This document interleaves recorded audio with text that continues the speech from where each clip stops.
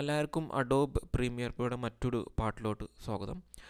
Last വീഡിയോയിൽ നമ്മൾ പഠിച്ചത് എങ്ങനെയാണ് സ്റ്റിൽ ഇമേജ് ആഡ് ചെയ്യുക, എങ്ങനെയൊക്കെയാണ് അത് എഡിറ്റ് ചെയ്യുക എന്നൊക്കെയാണ്.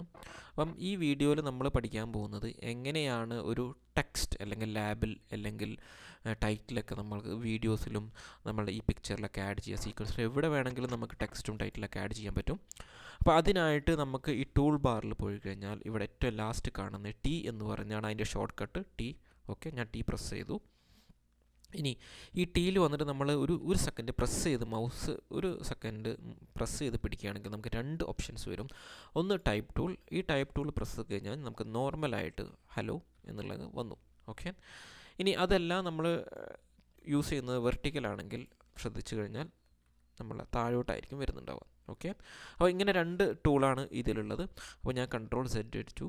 ഓക്കെ, ഇത് ഇനി നമ്മൾ നോർമലായിട്ട് സെലക്ട് ചെയ്തു ടൈപ്പ് ടൂൾ. എന്നിട്ട് ഞാനിവിടെ കാർസ് എന്ന് ടൈപ്പ് ചെയ്യാൻ പോകണം. ഓക്കെ, അപ്പം ഇവിടെ നമ്മൾ അങ്ങനെ ടൈപ്പ് ചെയ്യുമ്പോൾ ശ്രദ്ധിച്ചാൽ മതി, ഇവിടെ ഒരു ക്ലിപ്പ് പോലെ നമുക്ക് ഒരു ഗ്രാഫിക്സ് ഇവിടെ വന്നിട്ടുണ്ട് നമ്മളെ ടൈം ലൈനിൽ.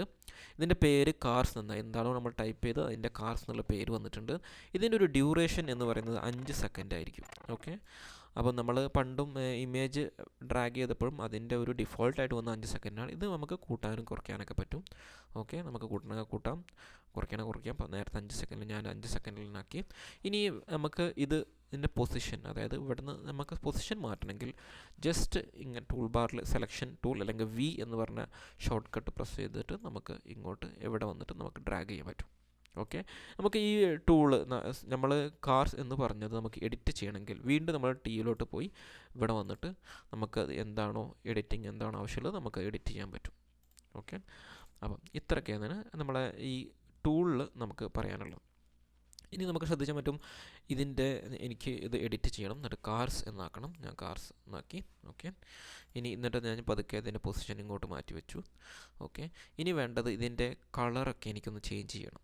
ഓക്കെ, അപ്പോൾ അതിനായിട്ട് ഞാൻ പോകുന്നത് എഫക്ട്സ് കൺട്രോൾ എന്ന് പറഞ്ഞ ഇവിടെയുള്ള പാനലിലോട്ടാണ്. അപ്പം ഇവിടെ വന്നിട്ട് ഞാൻ താഴോട്ട് വന്നു കഴിഞ്ഞാൽ ഇതിൻ്റെ എല്ലാ പ്രോപ്പർട്ടീസും എനിക്ക് കാണാൻ പറ്റും. ഓക്കെ, നിങ്ങളുടെ വിൻഡോയിൽ എഫക്ട്സ് കൺട്രോൾ കാണുന്നില്ലെങ്കിൽ വിൻഡോ എന്ന് പറഞ്ഞ ഓപ്ഷനിൽ പോവുക. അവിടെ പോയിട്ട് എഫക്ട്സ് കൺട്രോൾ എന്ന് പറഞ്ഞ ഓപ്ഷനിൽ നമ്മൾ എനേബിൾ ചെയ്യും. ഓക്കെ, അപ്പം നമുക്ക് എഫക്ട്സ് കൺട്രോൾ വന്നിട്ടുണ്ട്. അപ്പം ഇവിടെ വന്നു കഴിഞ്ഞാൽ താഴോട്ട് പോവുക. ഇവിടെ ടെക്സ്റ്റ് എന്ന് പറഞ്ഞൊരു ഓപ്ഷൻ കാണാൻ പറ്റും. ഇതിൽ നമ്മൾ താഴോട്ട് വന്നു കഴിഞ്ഞാൽ ചിലപ്പോൾ ഇത് ഇങ്ങനെ ആയിരിക്കും ഉണ്ടാവുക. ഇത് ഓൾറെഡി ഞാൻ ആദ്യം നമ്മൾ ക്ലിക്ക് ചെയ്തപ്പോൾ ഉണ്ടായ ടെക്സ്റ്റാണ്. ഇപ്പോൾ ഈ കാർസ് എന്ന് പറയുന്നതാണ് നമ്മളുടെ ടെക്സ്റ്റ്. ഓക്കെ, ഞാനിവിടെ വന്ന് ക്ലിക്ക് ചെയ്തു, അത് എക്സ്പാൻഡ് ചെയ്തു. ഇനി നമുക്കിവിടെ ചെയ്യാൻ പറ്റുന്നത് നമുക്ക് ഇതിൻ്റെ ഫോണ്ട് മാറ്റാൻ പറ്റും. നമുക്ക് നോർമലായിട്ട് ഈ ഫോണ്ട് ഉപയോഗിക്കാം.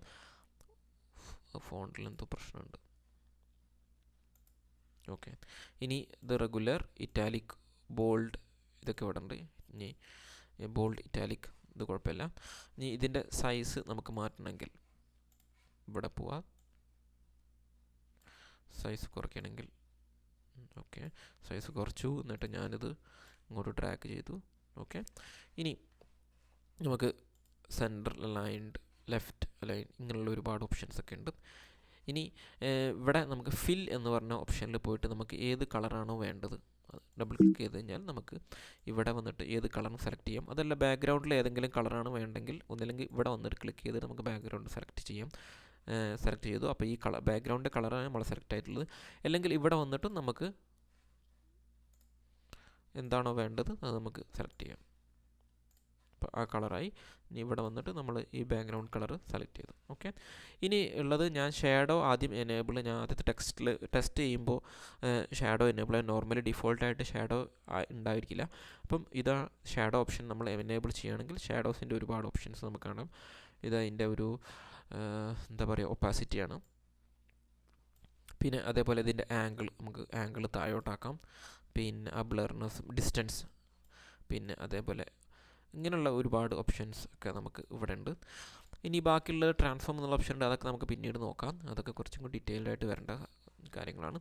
അപ്പോൾ ഇനി നമുക്ക് ഈ സെയിം ക്ലിപ്പ് തന്നെ നമുക്ക് ഒരു ടെക്സ്റ്റും കൂടി വേണമെങ്കിൽ ഇതേപോലെ ടീയിൽ പോവുക, ഡ്രൈവ്.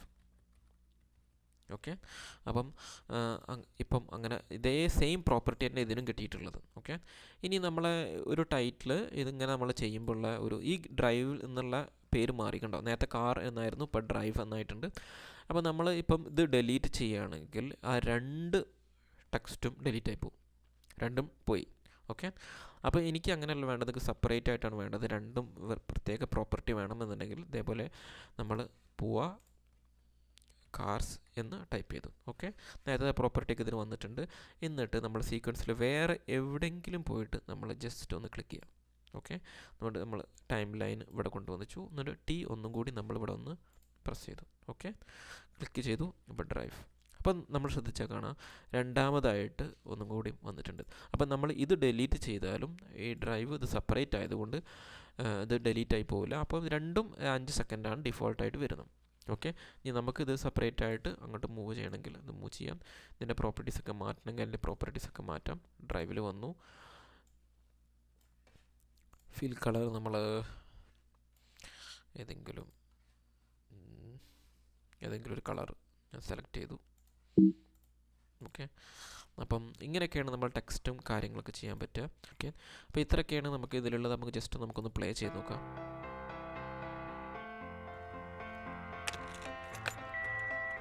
ഓക്കെ.